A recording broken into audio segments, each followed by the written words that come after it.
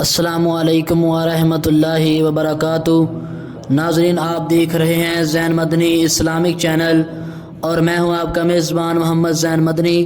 ناظرین، جیسا کہ آپ کو معلوم ہے کہ ہم ریاض الصالحین ریکارڈ کر رہے ہیں۔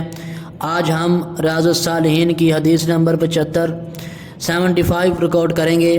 آپ سے التماس ہے کہ ہمارے چینل کو سبسکرائب کریں، لائک کریں، شیئر کریں، بیل آئیکن پہ کلک کریں تاکہ ہر آنے والی نئی ویڈیو آپ تک پہنچ سکے۔ بسم اللہ الرحمن الرحیم۔ ریاض الصالحین جلد اول، باب نمبر 7، باب الیقین والتوکل۔ حدیث نمبر 75۔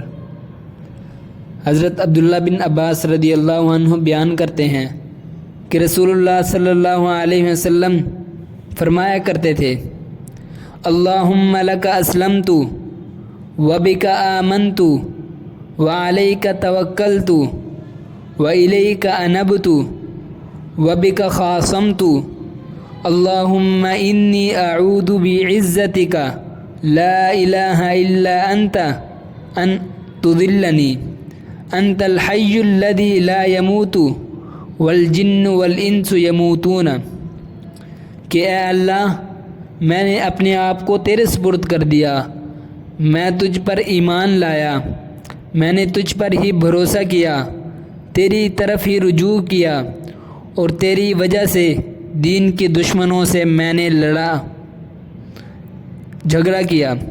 اے اللہ، تیرے سوا کوئی معبود نہیں، تیرے غلبے کے ذریعے سے میں پناہ مانگتا ہوں اس بات سے کہ تو مجھے سیدھے راستے سے بھٹکا دے۔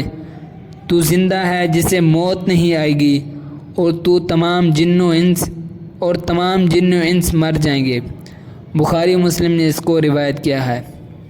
اس حدیث کے فوائد و مسائل ذکر کرتے ہوئے پہلا مسئلہ یہ ذکر کیا کہ دعا مومن کا ہتھیار ہے، اس لیے اعمال خیر کے انجام دینے کے ساتھ ساتھ اللہ تعالیٰ سے استعانت بھی مانگنی چاہیے، اور جس قدر یقین پختہ ہو دعا اسی قدر جلد قبول ہوتی ہے، کیونکہ اللہ بندے کے ساتھ ایسا ہی معاملہ کرتا ہے جیسے وہ اللہ کے بارے میں گمان کرتا ہے۔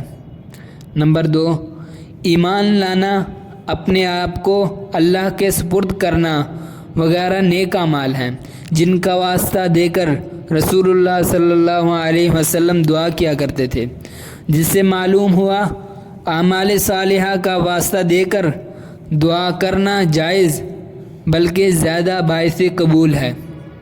نمبر 3، دل اللہ کے قبضے میں ہے، وہ جسے چاہے پھیرتا ہے، کیونکہ شیطان ہر وقت انسان کو راہ مستقیم سے ہٹانے پر لگا ہوا ہے، اس لیے اللہ کی پناہ کی ہر وقت ضرورت ہے کہ کہیں دل اطاعت الہی سے پھر کر راہ ضلال پر نہ لگ جائے اور انسان کی ساری محنت رائگاں ہو جائے۔